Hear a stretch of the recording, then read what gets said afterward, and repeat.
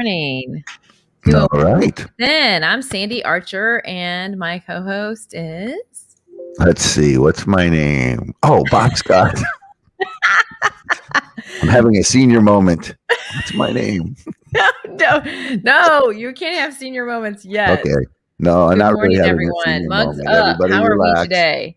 Oh, yeah. Oh, there you go. You and your multiple variety of cups, and me with my boring Colorado consistent cup. Mine says you were made for this. You were Okay. made So for this. what is this? You were made for this. I know. What is this? Whatever this next chapter, season, Oh, there hurdle, you go. Okay. challenge. All you right. were made for it. So it's like you can do this. You got this. You got this. This is my favorite. Hey, good morning, Monday, Nathan. It's Monday morning, and everybody's got a week to face, so they can do it, right? Yes. Thanks All for right. joining us, Nathan. Nathan You is can my do it nephew. this week. Good morning, Mark. How are we? Nice to see you too. How's everybody doing? Well, how are you doing? We had quite a How are you doing? a get together on Saturday night for you. That was nice. Thank you for coming to that. Yes. Thank you. No, I appreciate overcame it. my antisocial behavior and decided to venture out into a crowd. I know. And you came to like For the you, crowdest only crowd for place. you would I do such a thing. Yeah, and luckily it was a band that wasn't as popular as others, so there was room. Hey, good morning, Sheila. There was room. That's important for people like me. I need a little room. I'm glad you all are saying hello. If you're here, say hello in the chats and the comments. We want to know you're here. That's true. And we're going to chat about we never know what. We never know. We never know. Well, it starts off light. We were talking about Australia earlier, right? Yeah, we were talking about Australia. Right. Yes. And so Sheila, that's what they call women in Australia. Sheilas. Hey, good morning, Einar. He's in Denmark. Oh, yeah. What time is it there, Einar? So. And good morning, Jean. Nice to see you. Bella Vista. Bella Vista, Einar, where? Einar, I spent time in Christiania, so that's where? Christiania. Christiania. Yeah, Christiania was an old naval base that got turned into a hippie colony, and we did some concerts there. Oh. So it's really a cool place. When you were a hippie. Just very what's the word? Bohemian. Oh, bohemian. Okay. Yeah, no, it's art, and then a lot of art and interesting people. But it was a great place to do a concert because it's the spirit there is just so kind of open, and so we did an outdoor event with thousands of people came. It was kind of cool. Nice. Yeah. Oh, hey, Mark, I'm moving to Florida. It's 15:52. It's 3:52 in military time. 15:52. Yeah, he's giving us military time. Yeah. He's telling us we have to shape up or ship out this morning. Yes. Did you know I knew military time? Well, if you were a military wife, I would imagine you've been programmed on military time. 0800. Oh yeah. I hated the O's. I'm fine with 1552 or 1700 and all those. Cool and much police, he says. Cool and much police. Bella Vista is in Arkansas. That's right. Right across the Missouri-Arkansas border. And that's my ex-neighbors. Lovely couple, John and Jean. Mark, you want to move with me? Alderman Jean and Fire Chief John. Oh, really? Very distinguished people. Great couple. I work in fire, so I know some fire people in Arkansas. Yes, I know about the drugs. Hey, look what Einar says Christiana is known for. Yes, I remember. I figured when you said hippies that might be the case. Yeah. It's well known for its paraphernalia. Oh. When I said hippie colony, I meant really a hippie colony, like really a hippie colony. Pure hippies. So yeah, I like Arkansas. I think I have driven through Bella Vista on my way to Little Rock, I believe. Oh yeah, you're right, because you go down 71. Right? I did. And then the minute you cross the border there's a Walmart on the left. And you turn right and head into Bella Vista. It's the most beautiful little community. It's yes, like I know exactly. It's where the roads have 2 lanes or 3 or 4 lanes now. Mm-hmm. I know exactly where that is. Yeah, exactly. I know where the Walmart is. But it's a beautiful little community, rolling hills. It's beautiful, yeah, because it's off to the right. Yeah, and then further up, you have to make a left going up. Well, what's happening there now, which has been in the process for a very, very long time, is they're building a bypass for the trucks, because you go down 71 and then you got to hit all these stoplights through Bella Vista, and these poor truckers, it just sometimes can get really backed up. So you'll notice as you're going down there to the right, they're building this off ramp, and they've got half of it done, and they're building the bridge over 7. You know, so it's all Larry. But that area of the country is just unbelievable. So it used to be, I mean, think this is an interesting for people that are like sociology and stuff like that. Mm-hmm. Sam Walton started Walmart, you know, down there in Bentonville, and there was like, you know, 5,000 people that lived in the area, and Bentonville was the county seat, and it's just a little small town, right? Within the next, I don't know, I want to say 10 or 20 years, there's going to be over 1 million people that live within 20 miles of that. Wow. Walmart. Because so many, and how it happened was about 20 years ago, Walmart decided that if you were going to supply us with goods, we didn't want you flying in. We want your representatives here in Bentonville that we could call on the phone and they can be over there within 30 minutes. So suddenly every vendor, which is in the tens of thousands, had to have people in Bentonville. So big companies like Procter and Gamble, and they built whole office buildings and moved hundreds of people, and this little sleepy community suddenly turned into this major metropolitan area. So there's been just building after building after building going on there, and that's why the roads have all had to suddenly expand. But it's the oddest little story, because people that think of Arkansas think of poor, rural hillbillies. Yeah, no. And in the northwest corner, it's the most phenomenal little county, because you have Walmart, you know, like the largest company in the world. You have Tyson Chicken, the largest chicken producer, right? And you have JB Hunt, the largest trucking company, and they're all within a few miles of each other. And it's multi-billion-dollar economy in this one little corner of Arkansas. Yep. My other dad lives there. I have a second dad. My dad had a partner in St. Louis, a police partner, and they became best friends. And but it's just a weird little phenomenon about how you know how urban cities and things developed, and it's all based on a business. Well, 3 businesses, really. Yeah.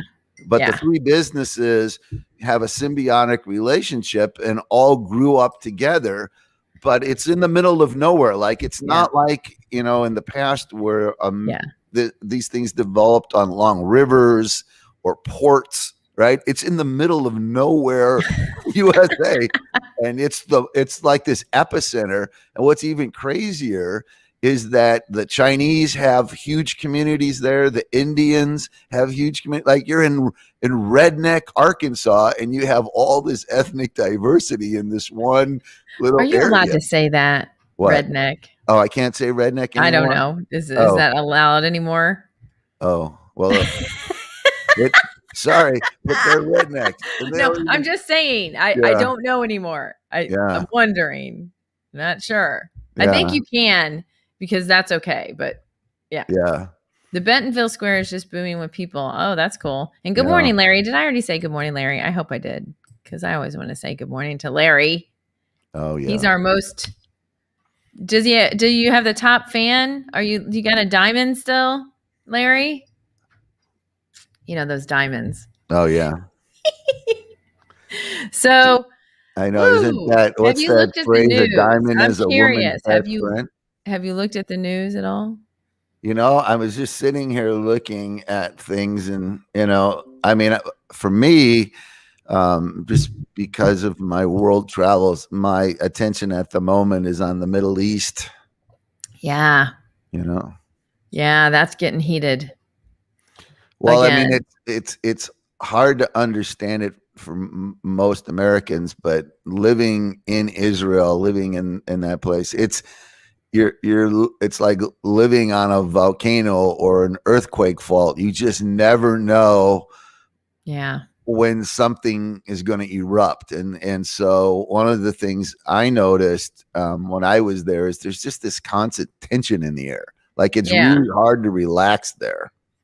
Well, but the people that live there, they've become accustomed to it. I was going to say, I follow a lady that I don't know if she's Judeo. I'm not sure. Anyway, I follow her and her family, and she said, yeah, my husband's going to come home from work, the kids from school, and we're going to go in the bomb shelter because we know there'll be bombings at whatever time. Yeah. And we'll have, I already prepared dinner to take down, and, and she was just so calm about it. And I was like, okay. Yeah. I mean, she's just used to it. Like you said, and then for people like me who tend to, who are mentally ambidextrous and tend to see things from different angles. I have Palestinian friends, very close Palestinian friends that are on the other side of the wall. And I know how they feel and think. And I have Jewish friends. I have Jewish friends in Ascalon right now who do that every day, because they're within reach of the missiles. So, they're constantly running downstairs to the bomb shelter, So. And since we have both, okay, so Nathan. Well, he's asking if the United States should be involved, and the reality of it is the United States has had this long-standing relationship with Israel. And in many ways, it's how do you want to say this? It's odd right now because our own country right now is so fragmented and tense, and we have our own conflicts to deal with right now, but people in the Middle East sort of see us as the arbitrators, like the ones to step in and sort of the mediators, right? So this is the odd, this is one of the paradoxes for somebody like me who lives in the geopolitical world. And it gets confusing because on one minute, because we've been at the top of the heap, on the mountaintop, there's this whole mentality out there around the rest of the world about pointing out all America's flaws, right? And people go, wow, they're so anti-American. But that's whether, you see that same dynamic, whether it's in the business world or the church world, people are just jealous of success, right? So, we call it PhD, pull him down, right? So we have to pull down the guy that's on the top. That's right. And so there's a lot of that around the world right now when it comes to the United States. Then all of a sudden there's a problem. Yeah. Right. And who do they run to? So this is the irony of living in Washington. The very same people who will be on the news saying anti-American things are in Washington behind the scenes asking us to help them. And this is the sad reality of politics. I was having a long conversation with somebody last night about this, how politicians in some ways, it's not all what you see, right? So, I was telling them a story, a very fascinating historical story about Strom Thurmond. Oh yeah, I know Strom. I've met Strom. So I lived in South Carolina. For those of you that are younger, was one of the more racist, politically racist senators we had. Oh yeah, in South Carolina. He died, it was discovered that he had a black daughter. Yep. Right? Yeah. And so here he had a love relationship, right, with a black woman. But because of the need to win votes, his public persona was this or this racist kind of personality, Yeah. And you can go back to the founding fathers with Thomas Jefferson and Sally Hemings. After Jefferson's wife died, he had this torrid love affair with this slave Sally Hemings, and for hundreds of years, the black side of the family kept saying, "You're not acknowledging us," and the white side of the family kept saying, "But you're not real." And DNA testing comes out, and guess what? Yes, we're all real. Family. Exactly. So this is the problem that I have with politics: is not everything is what it seems. Right. So yeah, Nathan saying, I mean, I agree. I don't think. I don't know. I'm with him on that.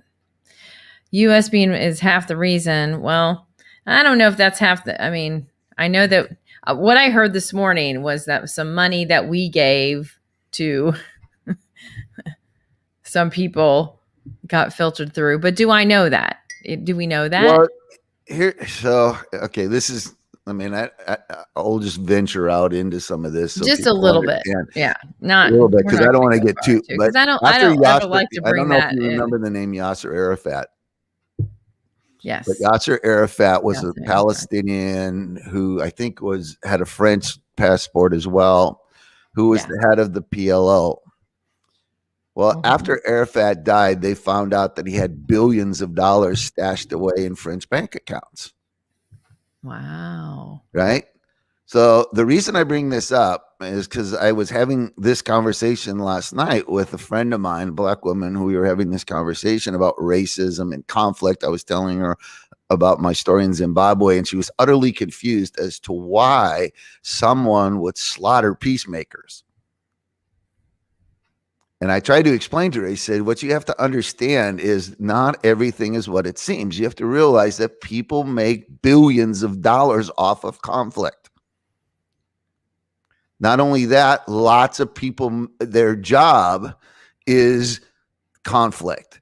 Yeah. And so if they solve it, they're out of a job. This is one of the weird paradoxes that I've seen from behind the scenes. So Yasser Arafat had the capacity to build hospitals, schools, infrastructure.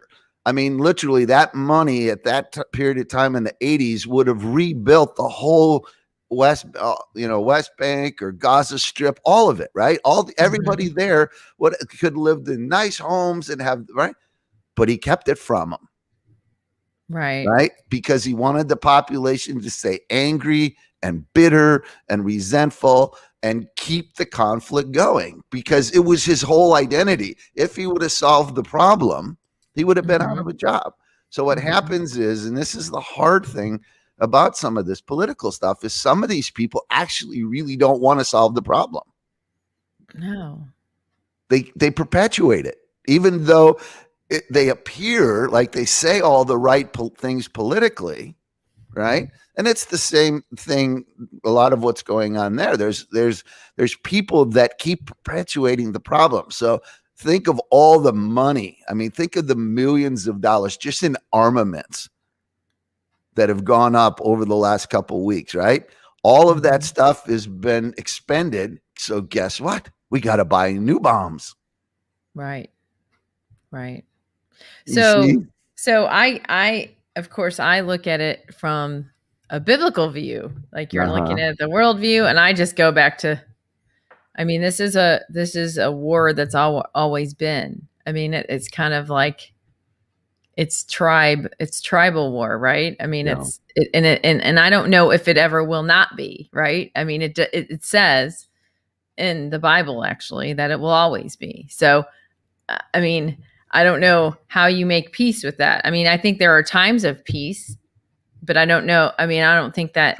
Well, because of the history to Judeo-Christian, Judeo-Christianity, the relationship there, we're all very attentive of what happens, because it's it's ancient history, and there's future prophetic things that we all see are connected to this place. Right. But strip all that away, right? And just look at the conflict. As I was pointing out to this woman, there's nothing unusual about that. That's been human history. I was explaining to her, I said, I could take you to the East, and the same selfish ambition and greed that James talked about, which creates chaos and evil, is at work in the Asian world. Right. The Chinese and the Japanese hate each other. The Koreans hate them. Like the same tribal dynamics are true even, right? You go to Africa, everybody has the same color skin. They're all black. And there's ancient tribal conflicts that have gone on for thousands of years, you see? Right. So this is what I have said to this, and people don't really want to hear this, but those of us that are in this world of peace and reconciliation, I point out to people that the root of racism and the root of tribalism are identical. Right. That's why in reality, racism really isn't a skin issue, a skin color issue. It's about selfish ambition and greed. What drives racism? What drives, tribalism? Right.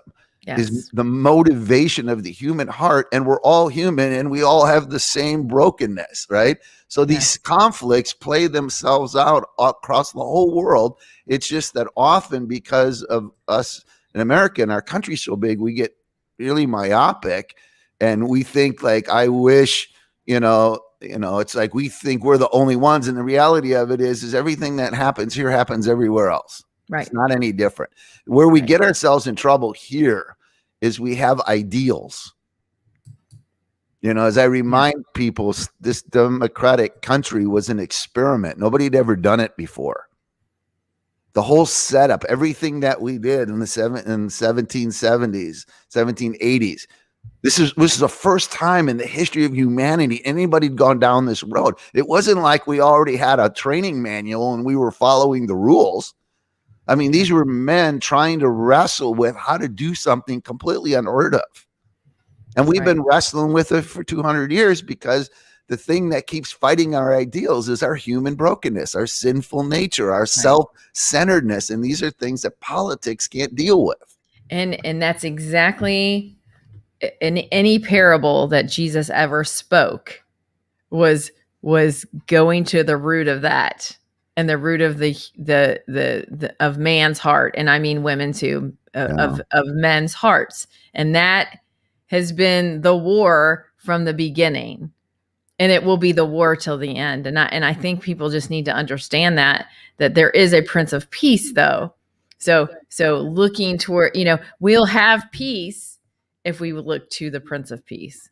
We'll have peace. And to add to your point, one of the interesting dynamics of the founding of our country is if you go back and read the private writings of all of our founding fathers and even the speeches that they made. I mean, George Washington said it just straightforward. He goes, democracy doesn't work without the Bible. Yeah, right. And the reason they understood this was, if you think about it, right, we in a democracy, it's the citizens who make the decisions, right? So if citizens are ruled by selfish ambition and greed, right, if that's the dominant force driving them, guess what happens? They create chaos because everybody's grabbing, everybody's taking, right? Everybody's expecting the government to do all this stuff for them, right? And so it creates chaos. So they understood that in order to have a great nation, you need to have great citizens. And government can't transform us. It can only create laws and boundaries. So without the transformative work of the Holy Spirit to deal with self-centeredness, selfishness, right? All the self issues, it doesn't work. So the reason this is important is because we can, turn on the news or go to our websites and you see all this chaos and conflict, and you can get so caught up in the issues. But the real issue at the root of it is the brokenness of humanity. Yes. And that never gets discussed because none of these people know how to deal with it. Right. And because of pride and ego, that's even, they're not going to admit their fallibility, and it's like we're all fallible. There's so much wisdom in the Bible if people would open it. We all fall short. the glory. So if you just know that we do, you can't point the finger here and there, of, oh, well, that person says they're a Christian but they're acting like that. That's where we get into the trap. And there's been a trap set for us. It all goes back to the good and evil and the light and the dark. Well, what's happening in our society, where I get really deeply concerned. I see all the issues out there, and yes, those things are important. But the bigger issue to me, and again, because of the way my personality is drilling down, is what I did a message last year about this, or I had a conversation where I tried to explain to people that we are in a bigger epidemic than COVID. And it's called narcissism. And it's become enculturated. So what's happened in American culture is that over 3 generations, we've gone from an older generation who had strong Judeo-Christian values and saw themselves as sacrificing for the good of the whole. Yes. To a worldview now where the whole is demanded to meet my needs. The expectation, right? It's like we've switched everything. This has been particularly epidemic in the church world, where 3 generations ago, you became a Christian and a bond servant. In other words, you came into the kingdom of God, and God God used you in any which way. You were his servant, right? Now we live in a culture where God's an ATM, and all the books are how to get stuff from God. It's all predicated on, and it's all about him meeting all our material needs. And we've switched the script, as it were. So that's not, so it's not only happened in the church world, but it's happened in society, right? So in our churches are set up like that. At the root out there, everybody's complaining about what they're not getting. Yeah. You're not meeting my needs. You're not meeting my expectations. It's all me, I. Yes. And you can see it. It's just everywhere. And see, that to me is why, and this is not me being hyper religious. It's actually quite practical. But to me, the only salvation for American culture is the implementation of the kingdom of God, because the kingdom of God deals with the root issue, selfishness. Yes. Right. It's the only thing that actually can solve the real problem, which is humanity's brokenness and our tendency towards self-centeredness. Yes. So I don't want to get too preachy on Monday morning, but it's just, it's not religious. It's actually quite practical. Week. Yes, we need that for the beginning of this week, though. I really feel like when conflict comes in like this, and we start seeing different things, and the big news world right now is talking about the UFOs, right? So the UFOs is taking a big front and center again as well. So now that COVID's over. Aluminum helmet. Did you pull it out of the closet? What? I said, did you pull out your aluminum foil helmet with your antennas to contact the aliens? Yes. Good morning, Tom. And who else can? And good morning, Heather. Yes. So we're back to the issues before COVID. Anyway. Yeah, COVID's over. What are you talking about, Nathan? It's over. That's what I saw in CNN or somewhere. One of those channels actually said it suddenly changed last week. Only for vaccinated people. Got the notice. Anyway, so we won't even go into all that. Sorry. Anyhow. I know. I was being facetious. I know. So anyway, now the thing is about the UFOs. Like, they're now decided to bring that news story up in front and center. Why is that? Why is that?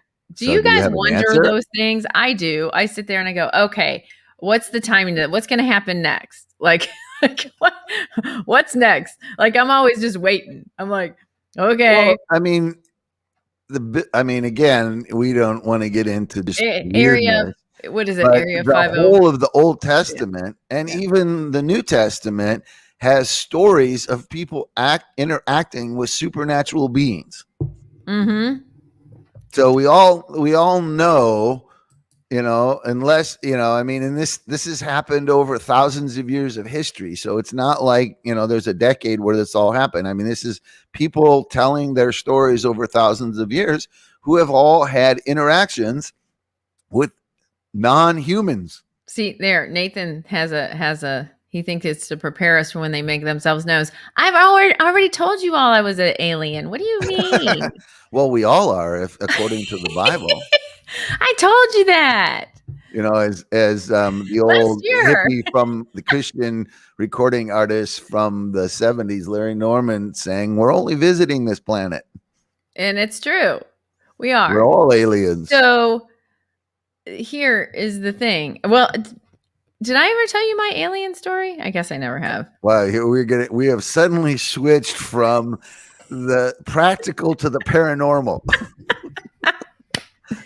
There was a shift there because I think, to me, it's terrible is because of the way that I think, and in my view is always been from that, not always, but as in my teachings and studying, is that I just feel like that's the basic foundation. It says that there will always be that war. I mean, to me, I would love world peace, but as it's written, we're not going to find it when there's good and evil. I mean, there's always going to be good and evil. I mean, so your impact of good needs to outweigh the bad, but there is always going to be that tug of war. That's always going to be that war. So that's why it's important for us to get trained up to be the good and to be the light and to show people that, right? So, but again, evil, it sounds like, we think of evil and we think of Hitler or Stalin or Pot Pol, it's like that's evil. And yet from Jesus' perspective, evil was self-centeredness. Right? Yes. So it's not like there's these evil guys out there. We have evil in us. Like when but there is a demonic presence too, though. I mean, there is a. But that's not what drives most. But there is an enemy, a true spiritual enemy that nobody talks about, though. They don't. Well, it depends on what part of the church world you're in. In some parts of the church world, that's all they talk about. Right. But I mean, it doesn't come down to the devil made me do it, but there is a Satan and there is demonic activity in the supernatural. Influence. Yes, there's influence. So exactly. There's influence. So, I mean, no, that's not talked about though. Well, again, it depends on what part of the church world you're in. Because if you're in the Pentecostal charismatic world, that's sort of like, constant. I mean, it's just, you hear it all the time. You get into the evangelical or Catholic world and it's a lot less discussed. Right. So it's really more of depending on where you're at and the kind of people you're hanging around with. Yeah. You know what I mean? Yeah. Well, I rebuke a lot of things. So yeah, I use the word rebuke. So I rebuke stuff.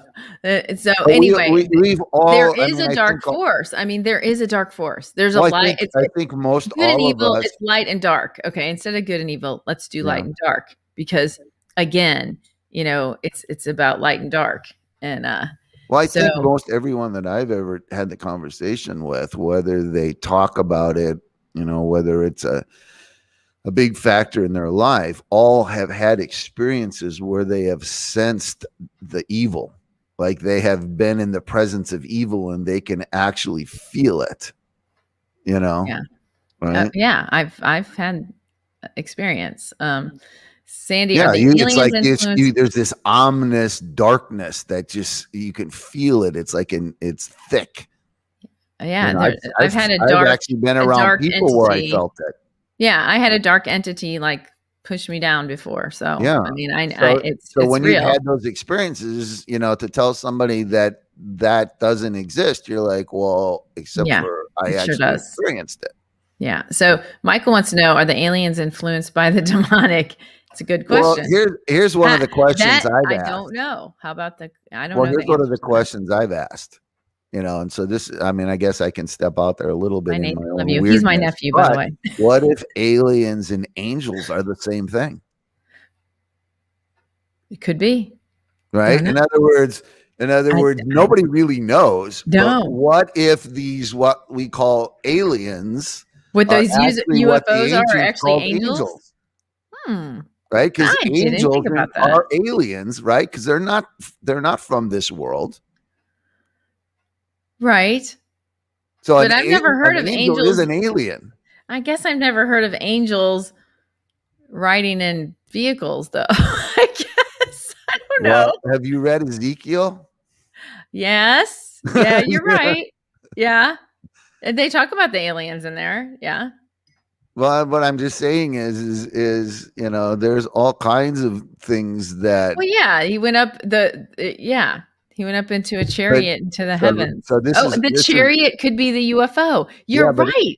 But think about this. Like, I mean, this is one of my pet peeves in the Christian world that I kind of gets me irritated is when people in 2020 have spiritual experiences where people are still driving chariots. Like, why aren't they driving Teslas? Exactly. So why are these aliens still in chariots? So the Navy saw chariots instead of UFOs. But man, it's like, really flying chariots in 2021? I guess we're more advanced than the spirit world. Wow, we're really going out there at this point. I'm just being silly for those that have we're not smoking pot this morning. We're not. Can I tell you? Okay, a guy was talking over the weekend about one of the Navy guys. When I lived in Jacksonville, Florida, okay, I lived near a naval air station, and I had to go to the bus really early in the morning. Dark. It was still dark out. And I don't know if you've ever lived in Jacksonville, but it really stinks in Jacksonville early in the morning. It smells like sulfur. It's just the worst smell ever. So I remember, going to my bus stop and, the light, the overhead lights on, at my bus stop, the street light. And I'm walking and we had like a little body of water over here, just like a big pond that went into a creek and the Julington Creek. And so I'm looking over and I see a blue and white lighted thing just like hover down onto the water. It hovered over the top of the water, went back and forth like this, and then shot straight back up. And I was like, what the heck was that? I was like, what did I just see? And of course, over the years, and I was 15, so that was in the 80s. So I thought to myself, oh, it was probably just like an experimental thing because, after that stealth came out. And so I just likened it to that it was part of the Navy had something that they did that. The Navy is only talking about the stuff that they've seen. I mean, there's people that have had all kinds of experiences. I just learned, I don't know, maybe it was late last year, early this year, that there was a school in Zimbabwe where one of these bizarre crafts like showed up, like a whole school of kids and teachers saw this thing. Wow. See, that's what I'm saying. I saw it and I thought, I'm just crazy.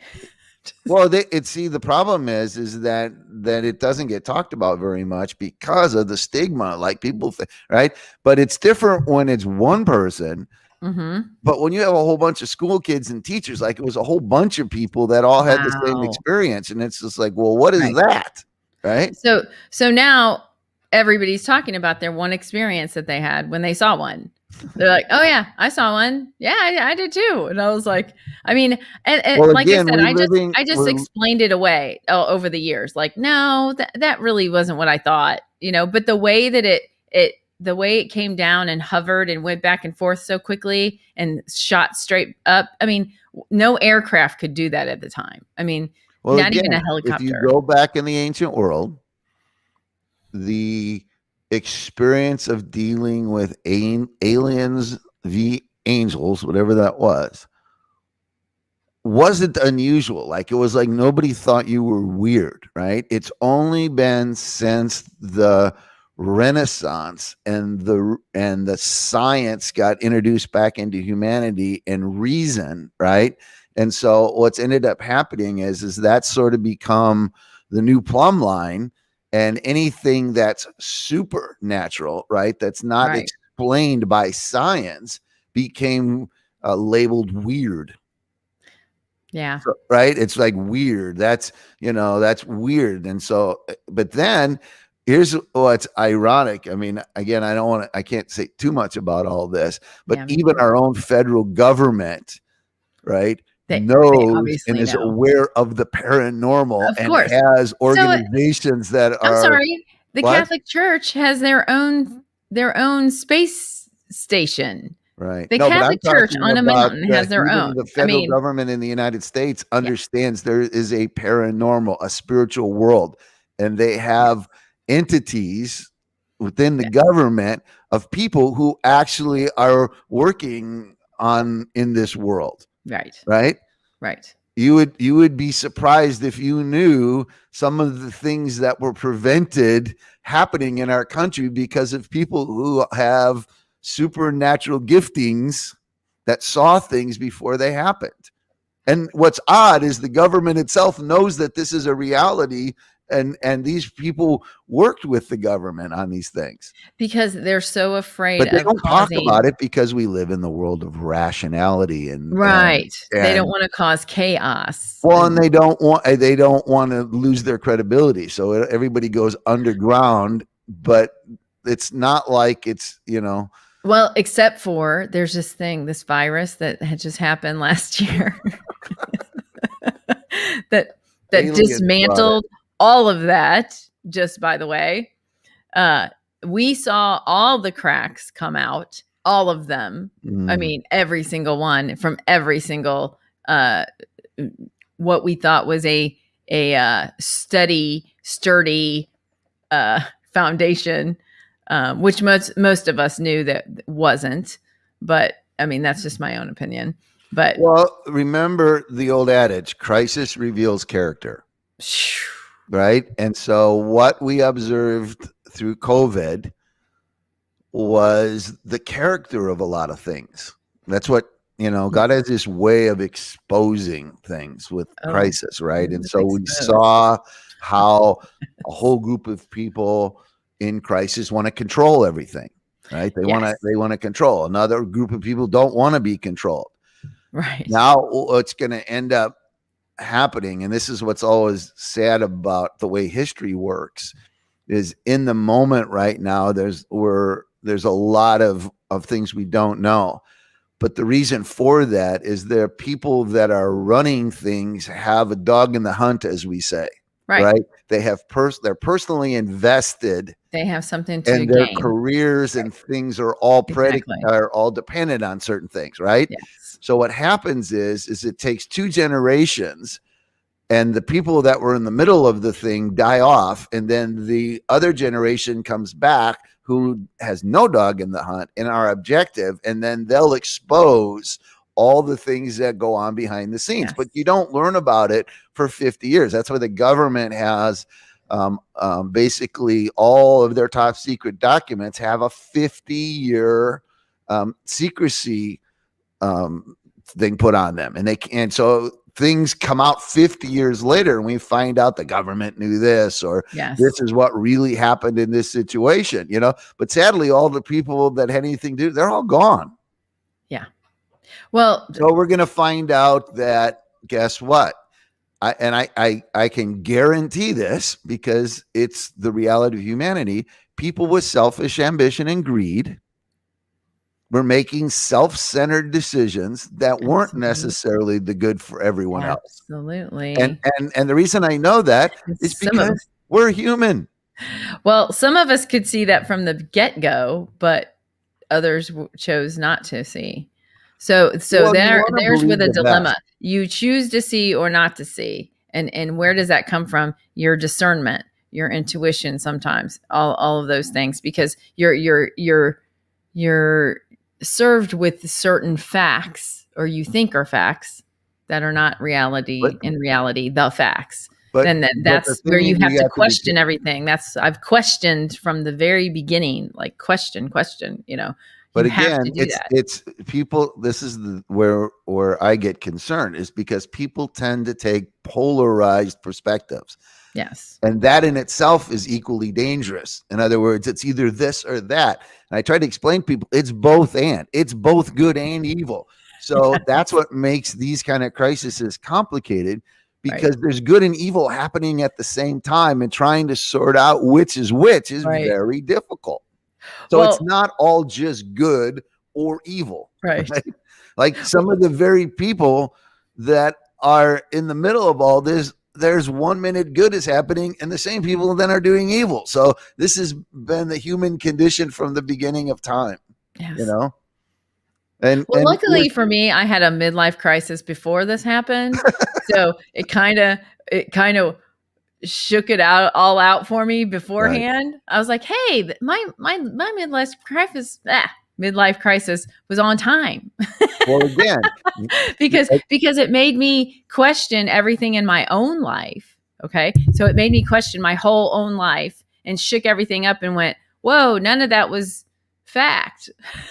Again, some of these things, I was in fantasy land and I was in this and I was in that. And I really had to come back down to what we always talk about, our values and our principles. I was like, what are my values and my principles?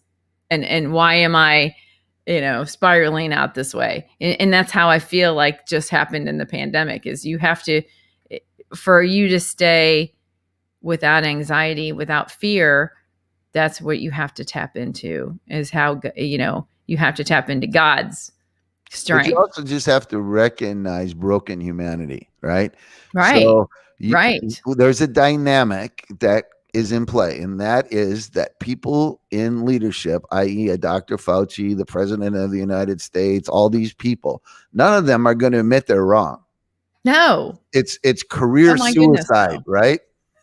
Right? None of these governors want to admit that they're wrong. I mean, we're just, and again, though, well, they don't think they're wrong. This is interesting because, again, we're in a generational cultural shift, because you go back to the Harry Truman era, where he said, the buck stops with me. In that era, people would stand up and say, hey, I made a mistake. That's on me. And people would take personal responsibility. Right. We're in a cultural dynamic now that none of it's ever our fault. It's always someone else's fault. Right. Right. And it's particularly true in the political arena. Right. It's like none of these politicians ever go, it's on me. The buck stops with me. That's on me. You never hear that anymore. Right. No. And so what you're going to hear is a whole bunch of people with an entrenched worldview that are going to constantly be defending their position no matter what happens. And you know what's so sad is that everybody's still looking for a savior. Right. They're still looking for the Messiah. They're still looking for a savior.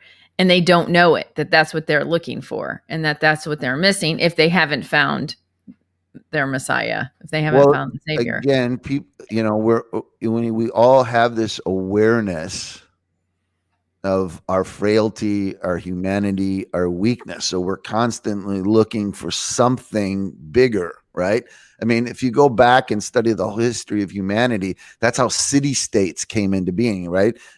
Because you had, in the Old Testament, you had Nimrod, you had all these great warriors, right? Yes. And so people who weren't great warriors wanted to go to places where the great warriors could protect them. So, it's again, all predicated on survival, right? Right. So all kinds of people abdicated their personal freedoms to go live in a small walled city, so that the great warriors, and you see this all through history, the chiefs were always the biggest, most strongest guys, like Saul, who stood a head and shoulders above everyone else, was the big guy. Right. And so all the little people all rallied around and huddled around the big guy so he would protect them. Well, again, I explain to people, nothing's changed through 1,000 years of human history, but instead of the big guy being, this warrior chief, right? Yes. It's the federal government now.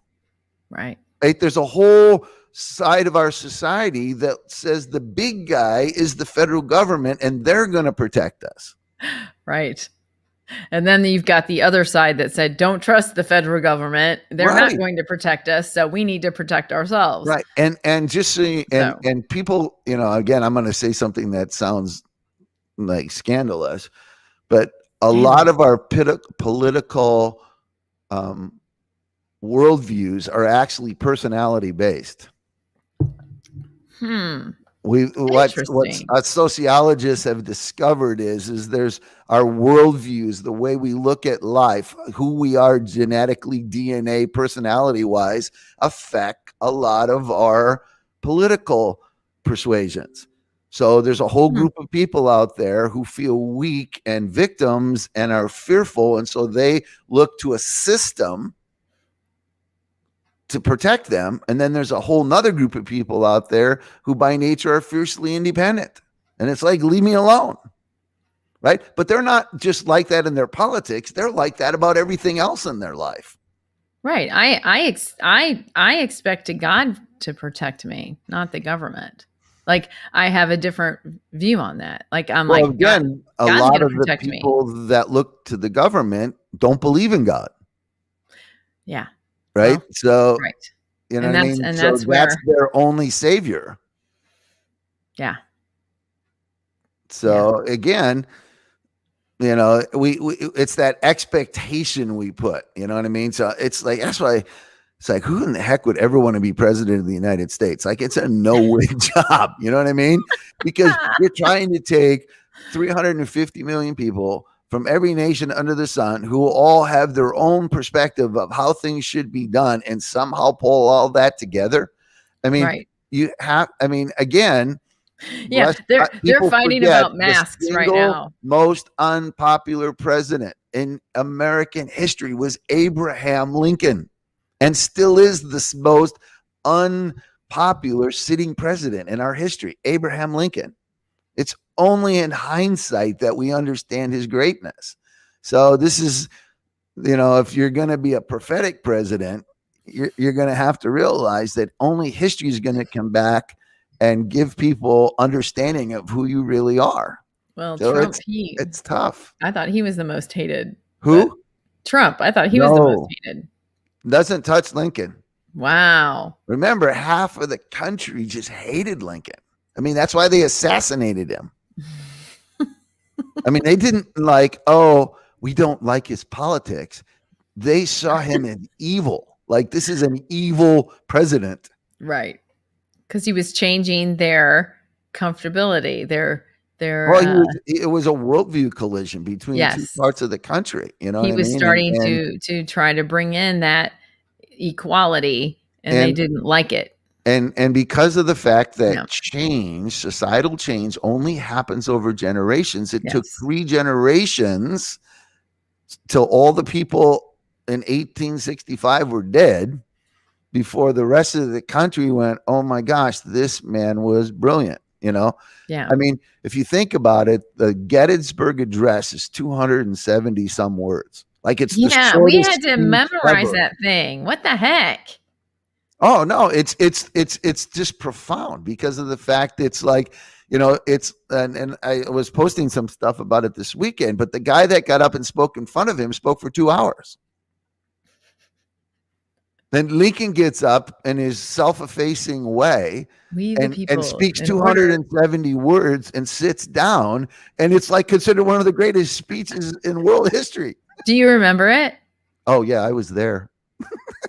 Do you remember the Gettysburg Address? Just because I was a kid, it was the 400 and 20 years ago or something. Yeah, that was always the we the people in order to. I know. We used to all know it when we were kids. Union. But, I mean, everybody, you may not know it. I bet you Michael knows it. Michael, are you still on here? I bet he knows it. I bet he knows it. Who? Michael. I bet you he knows it. Oh. We the people in order to form a more perfect union, blah, blah, blah. Right. But, who knows it? I want to know. Now I want to know who still knows it. The difference between a Lincoln and a Truman and some of these kind of leaders was they were self-effacing. They weren't afraid to show the rest of the world that they didn't have all the answers. That, Lincoln was so public about his, am I on God's side? I don't know. I'm trying to do the best I can. I'm wrestling with things that are beyond me. You know what I mean? Exactly. And all that. We live in a world now, because of social media, it's all image. It's perception. It's marketing. It's people out there, doing memes and all this kind of stuff to give this perception. That's why it's really become a perception game. You're talking about the Gettysburg Address. I was talking about a different speech, wasn't I? We the people is a different speech. Yeah, that's a different, but it's fourscore and 7 years ago. Our fathers brought forth on this continent a new nation conceived in liberty and dedicated to the proposition that all men are created equal. I'm just going to leave it there. Well, no, but that's my favorite. Phrase, all men are created equal, is a very interesting phrase. And the reason being is where does that come from? Because that's a value, right? It's a value. Yeah. All men are created equal. That value comes from God. God is the one who said that. Right. So this is one of the interesting dynamics that's going on in our country, is you have a whole group of people that want to somehow disassociate our nation from God. Right. When all of our values as a nation are based on his values. Right. And see, what people are not understanding about this, we'll go back to what's happening over in Israel and Palestinian, is that our gods are considered different, right? Aren't they? In their religions, like one is Muhammad's God, and one their names are different. Yeah, I think it's the same God too. I mean, I agree with you. Well, I'm just saying, everybody's saying the same thing. There's a supreme being, Right. In all religions, all religion says that. In all religions. But I mean, in the ancient world, in Israel, he was called El. Right. El. Right. And you couldn't say God. It's a G-D. Right. Well, even Yahweh, I mean, that was, Yahweh. But again, if you look through the Old Testament and you look at all of the various names that people, we call them the names of God, but in reality, it's the attributes of God that were given names. Nobody ever actually could say his name, because he was supreme. He was right. Like there was no name for him. Because he even spoke to Hagar, like God spoke to Hagar, right? So, from Abraham, if you guys all look up the story about Abraham, you'll understand what the war is about in a way.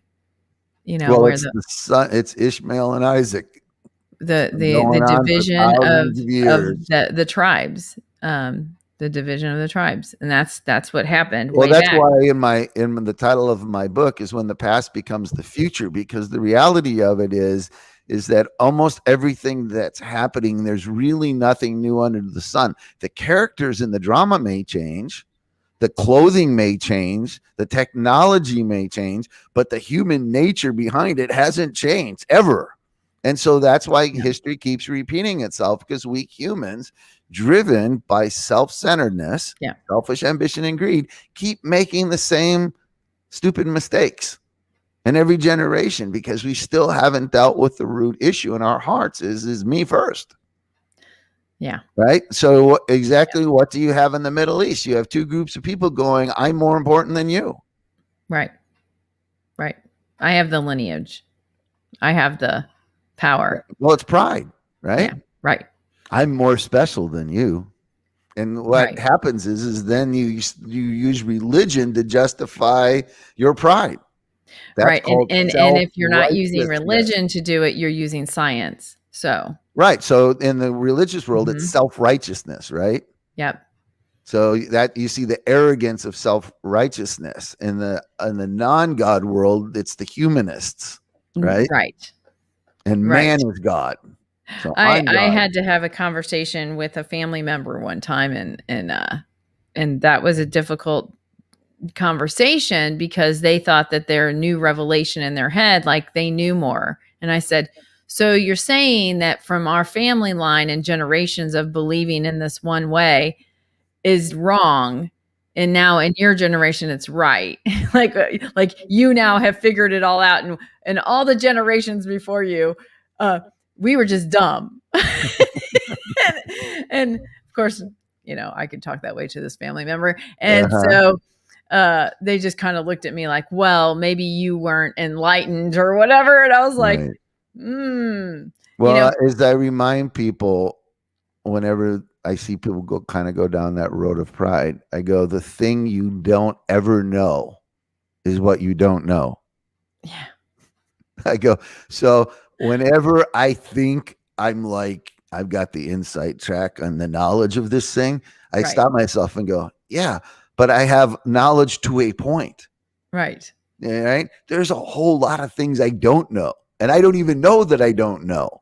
Right. Right. And that's one of the cool sides of science, in a way, is that science keeps discovering what it doesn't know. And the reality of it is as much as science knows, it also, if you talk to any real scientists, not politicians that have science degrees, I'm talking about real scientists, they are all very humble because they recognize the fact that the things that they're studying and researching, there's a whole lot of things happening. They don't understand why it's happening. Right. They know they don't know. Well, it's cool. I actually watched a TikTok the other day. This girl, she got on there and she said it pretty simply, like, just remember that science is the study of. It's not. The science is the study of things that have happened. It's not the creation of the things that happen, but what created the happening. So I loved the way that she put it together. Like, I need to tell you, well, science was founded on the search for God. Right. I want to understand it's the study of how it was created, not the creation of it. Right. And see, people don't get, like, science didn't create this. Science is the study of the creation. And until you get that, yes. So that's why, I mean, everybody has to have their own revelation. And I can speak and tell you my own experiences, but you have to have your own revelation to this. Like, you have to have your own revelations. You have, but you have to be curious enough to want to study on why there was a creation or how that creation came about and what that's all about. That's up to you. No one can tell you, well, this is this is that. You really do have to find it out yourself and educate yourself. That's what it comes down to. The curiosity. Are you curious enough to want to know? That's up to you. My favorite word, why? Yeah, the why. Exactly. Why? And I'm like you. I wanted to find out all the answers to things. And then I thought I had the answers, and then it blew up in my face and I said, "Oh, I don't know anything." So that's my own journey. Well, I think I have the answers. And then I was like, "Oh, yeah, no, I don't. I don't have the answers." For those of my generation who remember Hogan's Heroes. Oh, I love that show. I always remember Schulze's famous line, the German guard I know nothing, nothing, nothing. I know nothing. Yes, he knew nothing. Whenever they were escaping, he was always telling Colonel Klink, I know nothing, nothing, nothing. But it's true. Hi, Vincent. The wisdom of Schulze has carried me through my life. And it's true. Just when I think I know something shifts and I'm like, nope, I didn't know that. Yep, I was wrong. And that is the important part, is knowing when you're wrong, knowing when you don't know everything. But you know what, Bob? I mean, I like listening to you with your wisdom, because your wisdom was gained through study. You're going to listen to somebody that you feel like you have a relationship with, right? So you have to actually build that relationship to want to hear what they have to say, to want to build on, like, oh, he's got a lot of knowledge on that. I want to pick his brain. And I've heard that a lot. I need to, pick somebody's brain. I heard somebody say that to Michael a lot the other day. need to pick your brain, and that's a compliment actually, because that means that you've gained some knowledge and you've earned, the respect of having knowledge there. And, that's something, very humbling. Some of it was gained through study, and some of it was gained through the give and take of life, where I ran into self-made problems. So I have lots of, age has a way of teaching you things from the things you got wrong. Yep. So from the things you got wrong. Exactly. The trials and tribulations, and the tribulations, you gain much there. Well, there's a story, and I know we need to wind down, but there's a story Billy Graham used to talk about these brother and sister who were climbing up the side of a mountain. And the brother said to the sister, "Gosh, it's just so frustrating climbing over all these rocks." And the little sister looked up to the brother and go, "Yeah, but that's what's getting us up the mountain." Oh, that's good. So that's a nice nugget for the day. Hey, take that. We'll leave it with that. It is. I mean, that is. I mean, I talk in warrior terms all the time, and battle wounds. Those are what builds your character sometimes. Right. Those are what builds your, like you said, builds your knowledge. You don't expect to get that out of it. Trial by fire, all of those things. We're not gonna, I wish that I could say everybody could just have a happy, peaceful life, but that's just kind of not the way it goes. Right. Well, again, resistance builds strength. You may not like it. You may hate it, actually, but there's nothing you can do about it, because it's what God put into the DNA of life. So it's the rocks we got to climb over that actually get us up the mountain. That's how maturity is developed. That's where wisdom comes from. Right. The reason why older people have such wisdom is because they've climbed the rocks, they've climbed out of the wrecks of their lives. They've overcome, disillusionment and overcome discouragement and overcome all these things that have, crossed their paths. And they can look back and go, this is how, this is the mistakes I made. If you can look at it from, you're always going to have gains and losses. That's just the way it is. That if you can look at it like that and go, but how am I going to navigate that, and what's going to be in the midst of the way that I frame it for people is criticism and critique. So criticism is a tearing down dynamic. Yes. We point the finger and at someone and go, "Look at you, you failed." Right? Yes. So it's criticism. You can feel it. It's death. It's destructive. It destroys you, right? But critique is looking at that same situation and going, "What did we learn from it?" Right? Some in the business world, they call it a post-mortem.